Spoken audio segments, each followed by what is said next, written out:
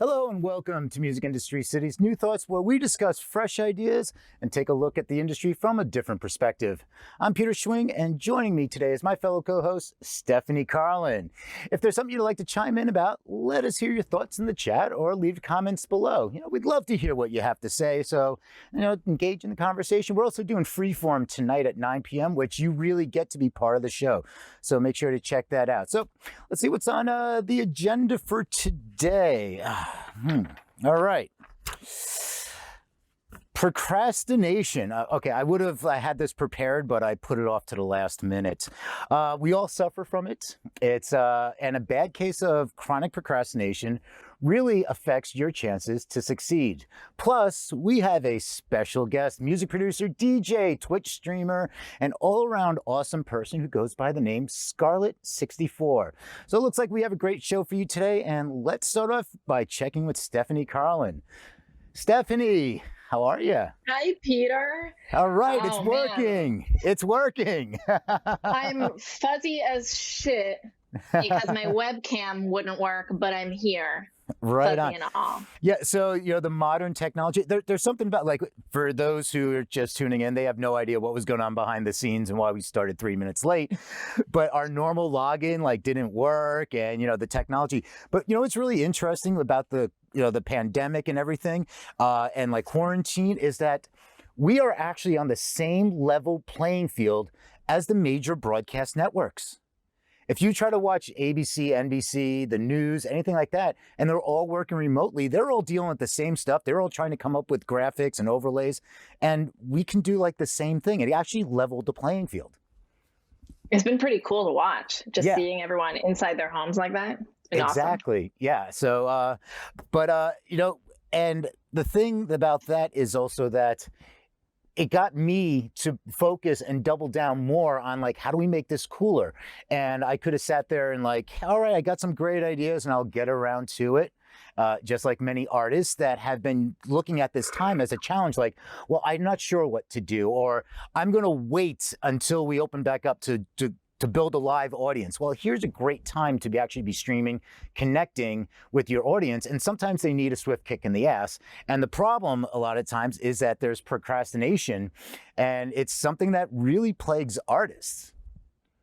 Yeah, all human beings need a swift kick in the ass for any dream, right? Because there's always something in the way keeping us from our dream. Mm-hmm. But that's what we came here to work on. Exactly. So I know you have a lot of great things, and some of the things you're going to cover. I know it's how can you sense procrastination before it starts, why you procrastinate in the first place, and what can you do to when you feel it creep in. So I'm going to let you ride with this. All right. So we all know the theoretics of how to launch an album or a single or a project. The bullet points are something like: nurture your community, show up and serve them, have a promo cycle of a couple weeks, and then create a buzz around the day of your launch. And if you don't know the ins and outs of all the steps you have to take, you can just buy a course to teach you or hire a production agency or whatever it is. The steps are laid out. But ultimately, regardless of it being laid out or not, we still avoid taking next steps. We complain, we whine, we silently doubt ourselves. We feel that insidious, chronic overwhelm, or you just flat out totally avoid what you know you're supposed to do. So when we do this, we're procrastinating. So if you're at home thinking about the launch of your next project, and I really hope you are, I want you to take stock. Where are you procrastinating right now? Which stage of your launch, your release, your art are you procrastinating at? Because I want to share with you why we procrastinate. We procrastinate to protect ourselves. From an energetic perspective, we are always trying to protect ourselves. It's why we self-sabotage in the first place. And even if you are a powerhouse leader, a beacon of light, a force to be reckoned with, if you procrastinate, it's going to be really hard to move forward in your life, to move forward on the fulfillment of your dreams. It will prevent manifestations from being realized, and it will slow down the process of manifestation. And I'll bet you $1,000 that if you take a moment to look at why you're procrastinating, deep, deep, deep underneath, there is a heartbreak, a hurt, a grudge, or a resentment. And that's why you're protecting yourself by procrastinating. Now, I personally live with a commitment to live without resentment in my life, which is a really intense commitment. It means I'm constantly up against my triggers of what causes me to resent life, to resent living, but it's worth all the work because it allows my energy to be so free of the psychic clutter that manifestations come in. And I want to say that again. So, your resentments, which cause your procrastination, create psychic clutter. And those feelings tether us to reality. They keep us small. They keep us from daydreaming, which is the access to being a visionary, an industry trailblazer, a leader. So, if I can offer you one tool to move past your procrastination today, it is to do one specific piece of work. And it is the most radical, audacious, intense, laborious piece of work. And that is to forgive. Forgiveness is the work of the sages. Forgiveness is equivocal to enlightenment on this earth. Your forgiveness is one of the strongest energies of protection in this world. So, whether you resent your old manager, your label, Spotify, Twitch, social media, your mailing list, the litany of failures from your past, forgive, forgive, forgive. Your energy is too precious. You are here needing to do too much good work. There is no time for you to keep procrastinating.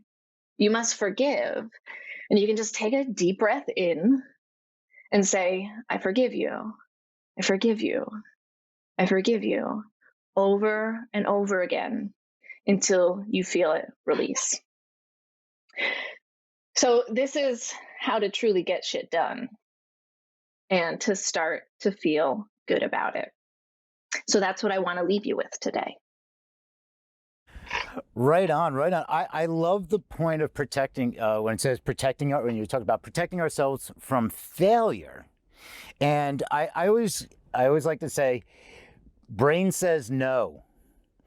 Like, if you want to accomplish something that is outside your comfort zone, brain don't like that. Brain says No likey. no. No, comfortable, things I know. Don't try doing that. I will keep you up at night until 4 o'clock in the morning, telling you every reason why this doesn't work, will never work, because of something that happened to you when you talk about past relationships, past business failures. So your brain is going to sit there and be like, hey, you can think of all these wonderful, great ideas during the day and feel happy, and here's your dopamine shot, and I'm going to be successful. I'm going to go do live streaming, and I'm going to be the most successful live streamer, and I'm going to make lots of money doing this. And then your brain, you're going to go to sleep thinking like, hey, this is fantastic. And then your brain's going to say, no. Your brain's going to say, no, here's all the reasons. Do you remember that thing you did in 7th grade? Here, let me bring that up and say, this is why you're not going to succeed. Our lizard brain is pretty damn smart. It wants to protect us. Mm-hmm. And that's why I call it the most radical, audacious, intense, laborious piece of work to actually choose to forgive, because most people don't. And they just carry it around with them.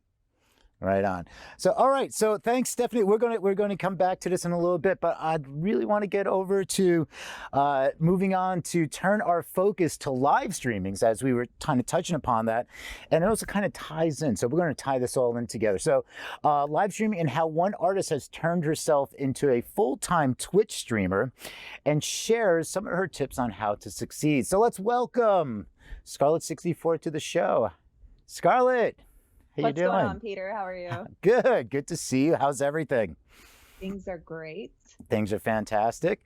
So, as you are a live streamer, and as you witnessed earlier that we had some technical issues, these are things that shouldn't stop you and from starting to stream. You shouldn't procrastinate, because there are going to be technical issues, and the best way to get over that is just get out and stream. So, I know you from your Monday night Beatcast show, which we're going to talk a little about. So, but first and foremost, can you tell us how did you get started into streaming and how long you've been doing, and what was that kind of like your first thoughts on it, how you started, and now how do you feel about it?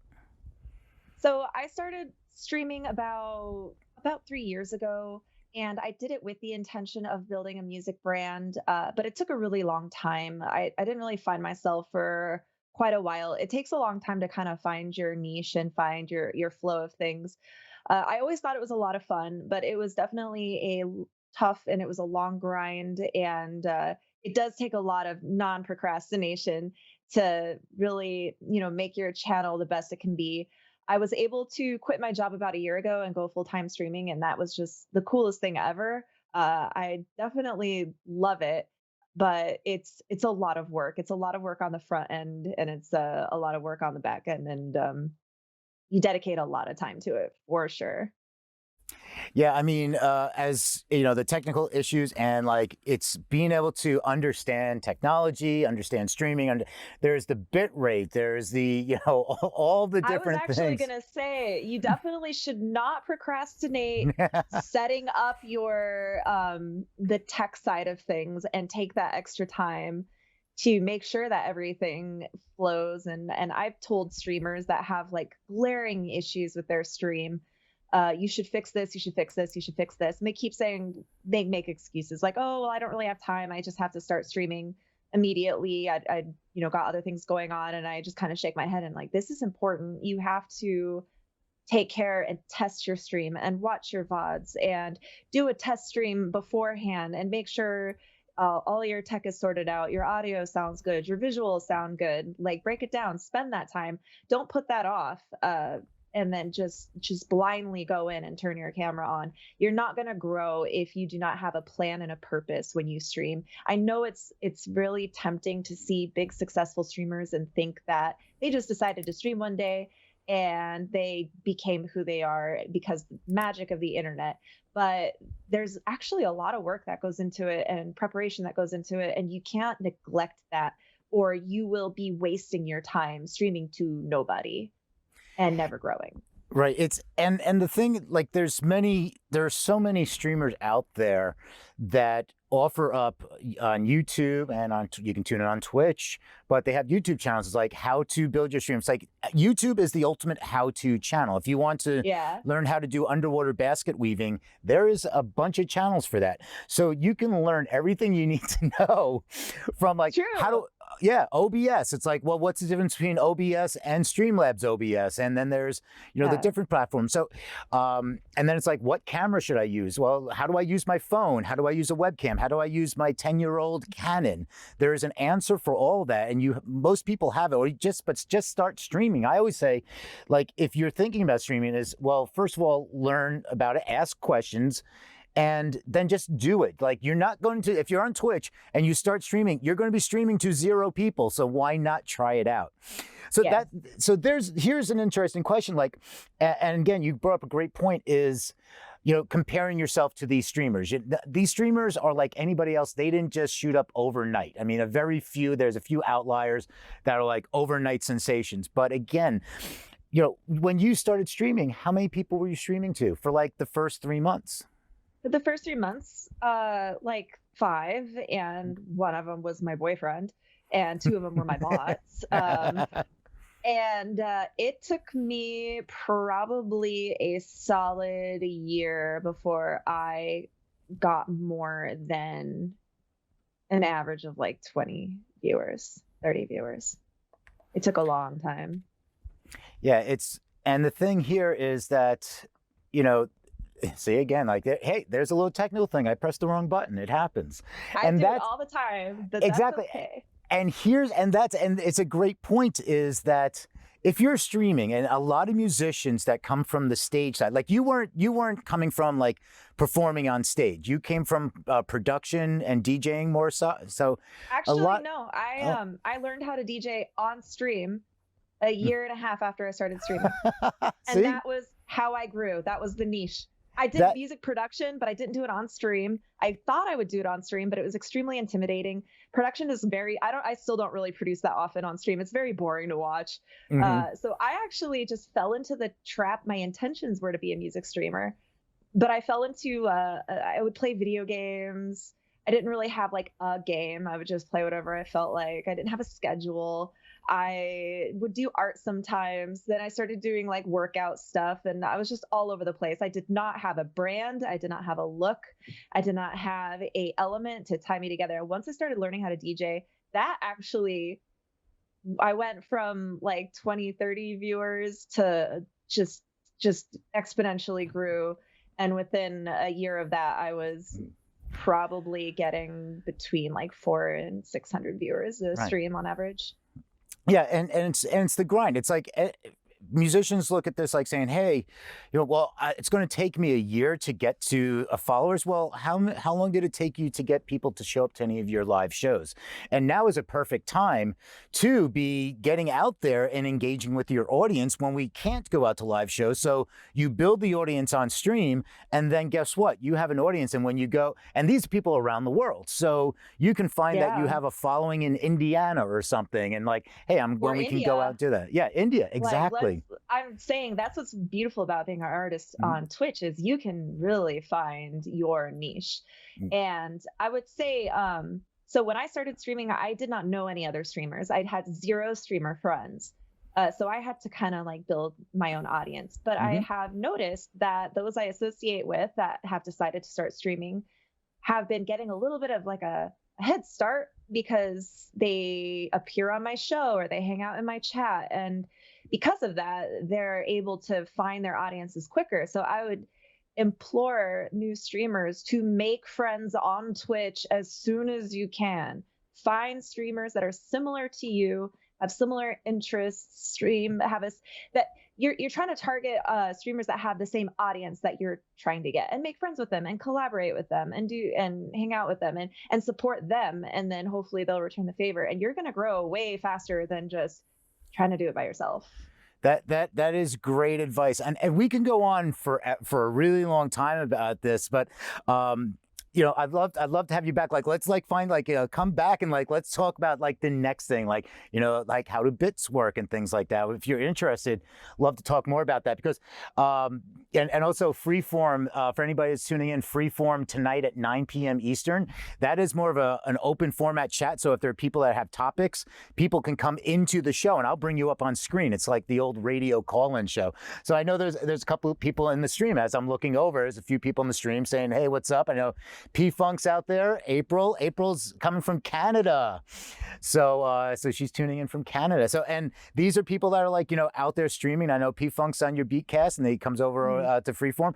And again, it all works out because when I'm doing Freeform and say like P Funk's there, I'm like, hey, let's talk about Scarlet 64's Beatcast. And P Funk Yeah. is doing it right. He Hmm. hangs out in the right channels and he makes himself available. Ever since he's been a regular to my Beatcast, he comes every single week and he's always on time. Yeah. And I am going to assume that that has really helped the growth of his own channel. Especially, it's really hard getting started out in a saturated market. There's already lots of DJs who have come to the music section. There's a lot of competition, so he's doing the right thing. He's going to grow faster than somebody who's not really making that effort. Mhm. So Right on. So yeah, I want to bring Stephanie back into the fold here because there's a few things that really tie together is about getting out and doing it. So and we talked about procrastination, and I guess I'm going to start with Scarlett. Scarlett, just like when you started, you're like, did you have these false starts of like how, it's like, how am I going to do this? Or it's like, I'm going to do this. I set a date and I stuck to it. Like, it's like honest, like, I really was planning on doing this, but then I, didn't do that or something. Like, how did you fall in line there? I think the biggest things I would procrastinate on would be just adding features to my stream to improve it, like realizing that I had an audio issue and then just putting off actually taking care of it for too long. As far as turning the stream button on, that was never, I just really liked it. I played video games anyway. And so it was no like trouble for me to Mhm. just turn on the stream button, but actually like setting it up and making sure that the settings were correct, or making new emotes, or making a new overlay that didn't look like trash. Like those are the things that I kind of Mm. procrastinated on, more so because I was like, it could be better, but it's doing what it needs to now. And it was more out of just laziness. Right. Well, and that, yeah. So you have that. And then Stephanie, like, it's part of that brain is like, oh, I don't want to learn something new. And another thing I find that artists get tunnel vision. They're like, I just need to focus on music, music, music, music. And then it's like, then I'll release it. And then, well, what about marketing? Or like, how do you promote yourself? And now that it's changed, the playing field has completely changed. The pandemic has changed everything. The future is still uncertain, but there's this hybrid. We're looking at a hybrid, like live and digital, and the brain doesn't want to learn new things. So, like, I'm kind of just leading into like, what are your thoughts in that area? I mean, Well, I'm an Scarlett, introvert. So, oh, sorry, go ahead. Yeah. well, I just wanted to admire you because I really admire the way you fell into your niche. And I think that's something that artists get so fucking stopped by, is really getting tenacious about figuring out what is my niche. No, I'm just going to like make music and hope for the best.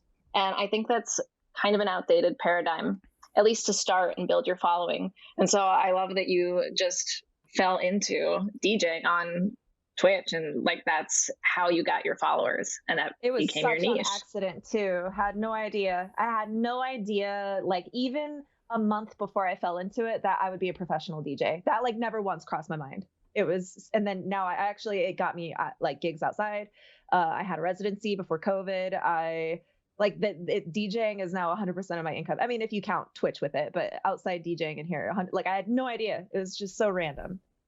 But all these So awesome. But it takes that grind, and a lot of times these artists, and you're watching in other groups and forums, whether they're streaming or whether it's just an artist that produces a song, they come a little with that gripe. It's like, I did this great song, but nobody's listening. Why isn't anybody listening to me? It's like being a musician is a different thing these days than getting signed and having it, take off, or you fail. And the thing is, you can look at it as like, well, what kind of grind do you want to put in? It's like, stop procrastinating, just go do. What are you doing? Like, assess what you're doing and then make those changes. So procrastination, it's like, well, I see I need to make these changes, but I never get around to making those changes, and then I start complaining. I think another thing though, especially with musicians, there are a lot of musicians out there who are very in tune with what they think is, this is all artists. Their art is their art, comes from their soul. And they're actually stubborn about kind of figuring out what the consumers enjoy or don't enjoy. And they like, you better like this song.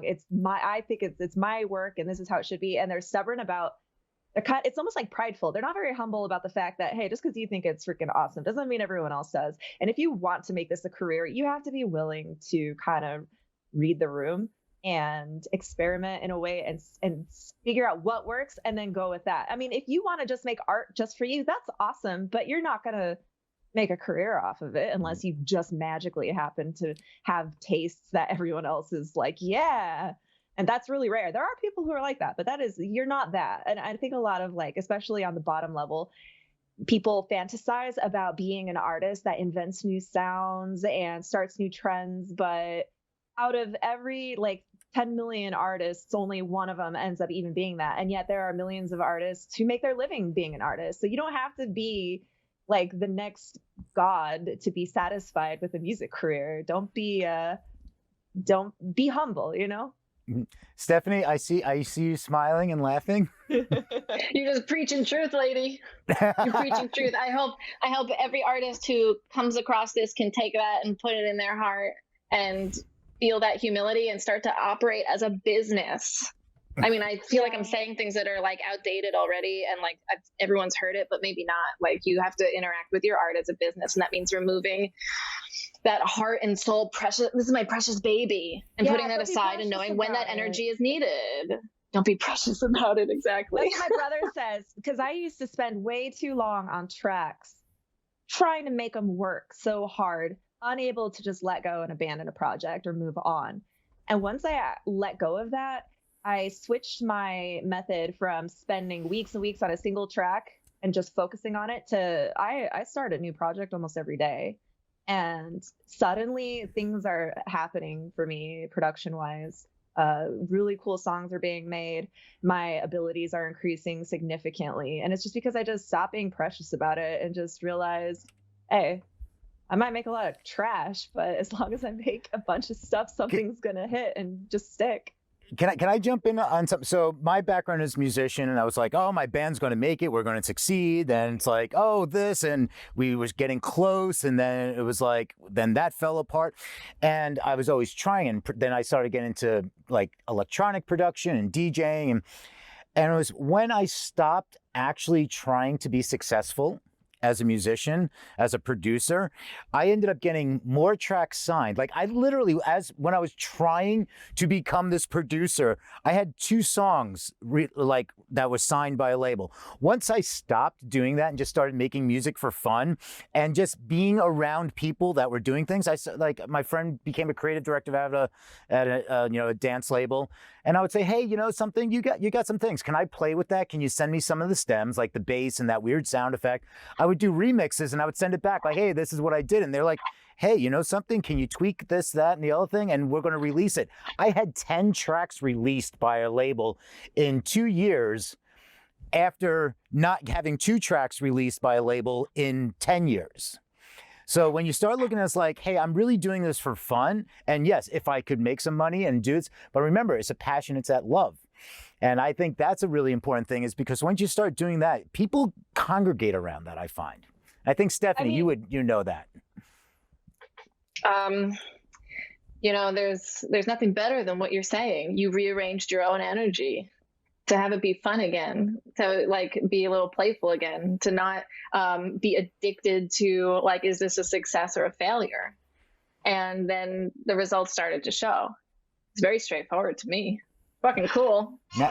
I mean, I do think though there has to be a balance, because what we're saying now like actually literally contradicts what we were just saying 5 minutes ago about looking at it as a business and setting aside your personal preciousness to maybe find something that an audience wants. So I'd say you have to find a balance there. If you do want to do this professionally, you still have to be aware of what the consumers will consume, but still have a love for it and not just try to create, I guess, factory made products. Yeah, and I think we actually do have like the two sides of the coin. It's like, one is, do you want to just produce for the love of it? It's like understanding that and saying, this is what I'm going to do. I love music. I love making music. I love creating. I love the process. I love everything about it.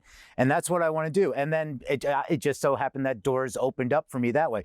But definitely if you're like, hey, I want to make a living doing music, creating music, then definitely treat it as a business. So it's kind of like you can go in 2 different ways, but it's choose your path, I guess. Take the red pill or the blue pill. Or just take the best elements of both so that you're doing things with purpose. Mm-hmm. It's kind of like streaming. When you turn on your stream, have fun with it, but don't do it randomly. Have purpose behind what you're doing. Mm-hmm. Be specific about the choices you make, and don't like accidentally find something, like be meaningful.